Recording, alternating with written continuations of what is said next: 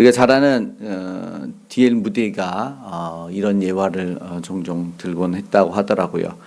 하나님이 이제 자신에게 천국에 가려면 1000점을 받아야 되는데 어떻게 1000점을 얻을 수 있을까? 그래서 자기가 기도 열심히 했다 했더니 1점, 예배 열심히 드렸다 했더니 1점, 봉사 많이 했다 1점, 구제했다 1점 이게 다 1점씩이에요. 다 해보니까 자기가 4점밖에 안 된다라는 거죠.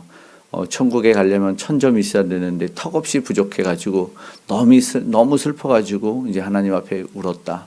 그래서 회개하면서 주여 나는 이렇게 열심히 해도 점수를 얻지 못해서 이제 천국에 가지 못합니다. 어떡합니까? 주여 용서해 주십시오. 이제 회개하고 오직 나는 아무 공로 없습니다. 주님 도와달라고 했더니 내가 이제 주님만 바라봅니다 했더니 1000점 그래가지고 통과한다.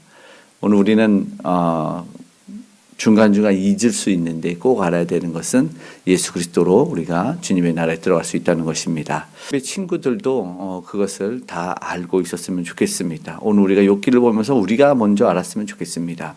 오늘 본문은 욥의 친구 중 또 빌닷의 이야기가 25장에 나오고 욥의 답변이 이어 26장에 욥기에 나오고 있습니다.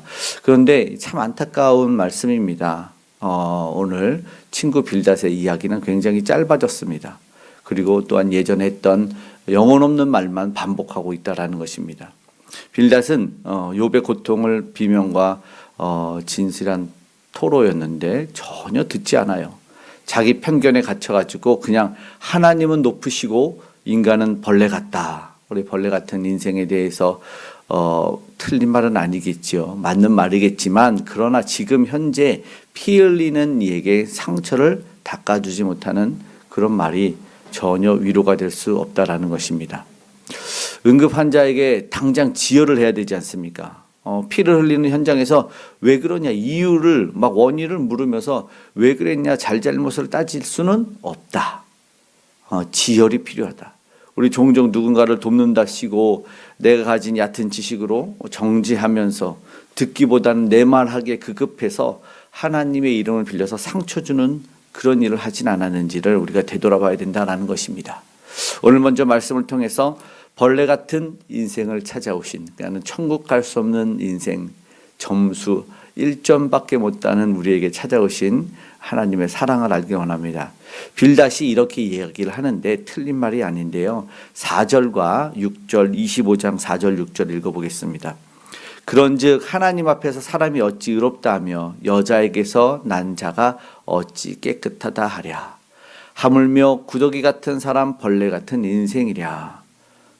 틀린 말이 아닌데 욥 앞에서는 속상한 이야기입니다. 신학적으로도 다른 말이 아닙니다. 맞습니다. 우리의 공로 없어요. 벌레입니다. 그런데 하나님 앞에 존재가 그런 보잘것없는 존재인 걸 알지만 그런데 하나님의 위엄만 말하고 하나님의 사랑에 대해서는 전혀 언급하고 있지 않다. 하나님의 사랑은 모른다. 오늘 우리가 인간을 구더기와 벌레로 비유하면서 욥을 누르고 있는 빌닷이라는 친구를 보고 있는데 그런데 가만히 한번 생각해 보면 우리가 믿는 예수 그리스도는 바로 그 벌레 같은 인생을 위해서 하늘 영광을 버리고 이 땅에 오셨다는 것을 우리가 꼭 기억해야 됩니다.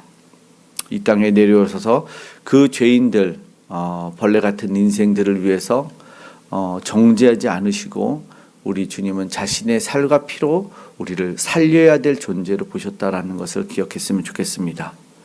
메시아의 고난 시인 시편 22편을 보면 6절에 이렇게 고백합니다. 아시겠지만 십자가에서도 하신 말씀이었던 나는 벌레요 사람이 아니라 이런 표현이 있어요. 예수님이 빌닷은 욥을 벌레라고도 비난은 하고 있는데 예수님은 우리를 벌레 아닌 자녀로 가장 소중한 자녀로 보고 있다라는 것이죠.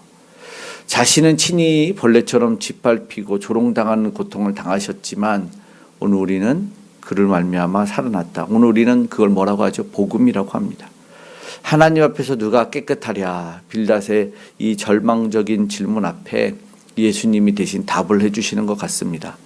내가 십자가의 보혈로 너를 씻어 정결케 하였다라고 말이죠.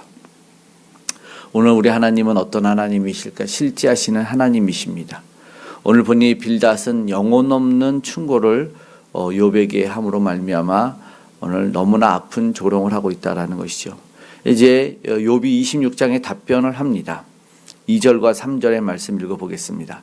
내가 힘없는 자를 참 잘도 도와주는구나. 기력 없는 팔을 참 잘도 구원하여 주는구나. 지혜 없는 자를 참 잘도 가르치는구나. 큰 지식을 참 잘도 자랑하는구나. 욥이 볼 때 자신의 친구 빌닷도 이론뿐인 신앙이었습니다. 정작 고통받는 친구에게는 아무 힘도 전혀 구원도 주지 못하는 박제된 지식일 뿐이었다라는 것입니다.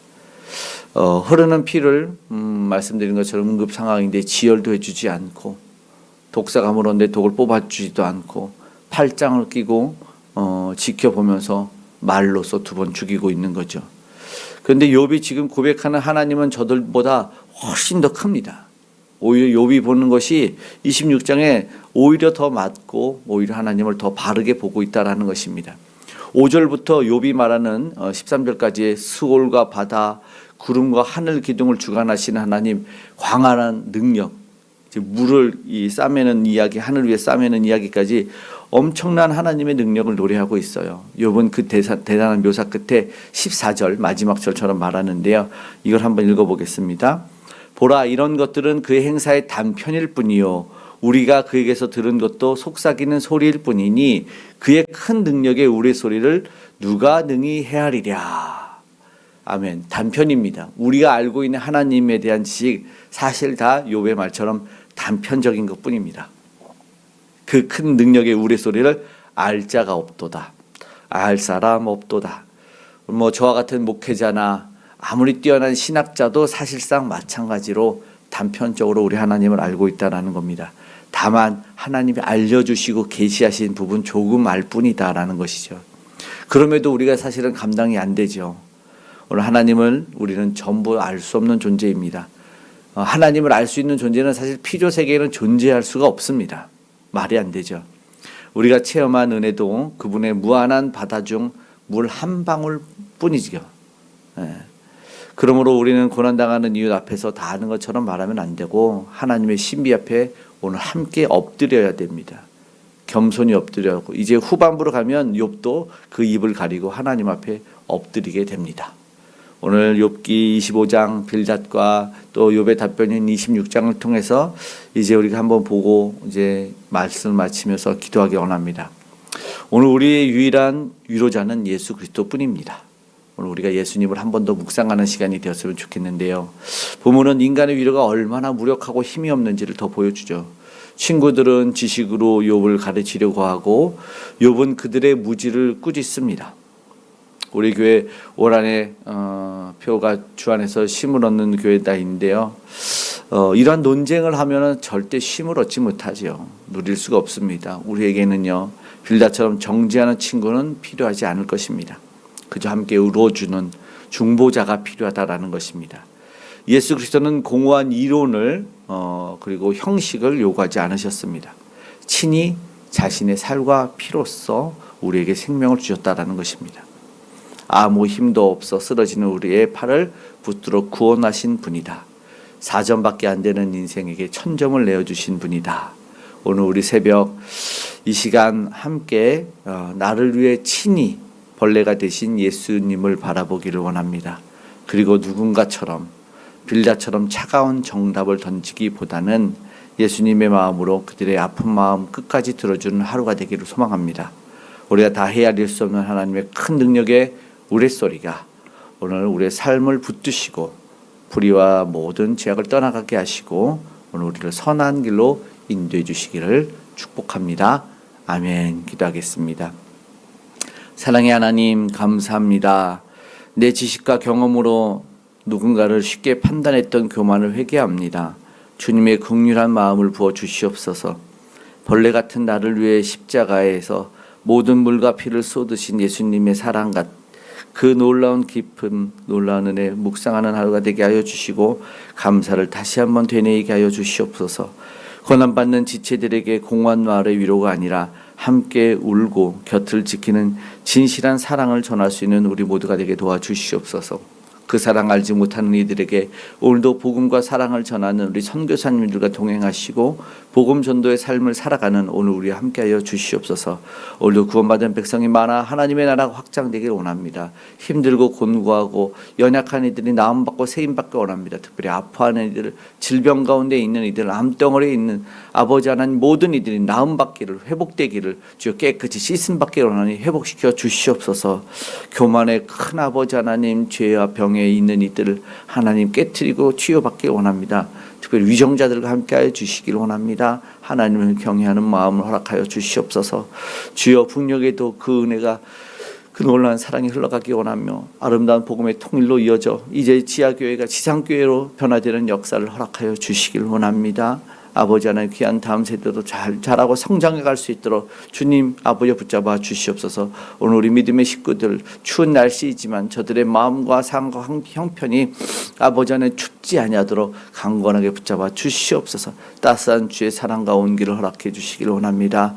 오늘도 주 안에서 참된 기쁨과 평강을 누리게 하여 주시고 응답받는 하루가 되게 도와주시옵소서. 주님에게만 나아갑니다. 주의 옷자락만 만집니다. 은혜를 허락하여 주시옵소서. 간절한 기도의 제목에 주여 응답하여 주시고 가장 좋은 곳으로 더하여 주시고 삶의 현장, 아버지 작업의 현장 안전으로 지켜 보하여 주시고 빛을 내고 맛을 내는 우리 되게 하여 주시옵소서. 오늘도 우리 곁에 오신 예수를 깊이 묵상하며 감사와 찬양이 있는 하루 되기를 원합니다. 함께하여 주시옵소서. 고마우신 예수님의 이름으로 기도드리옵나이다. 아멘.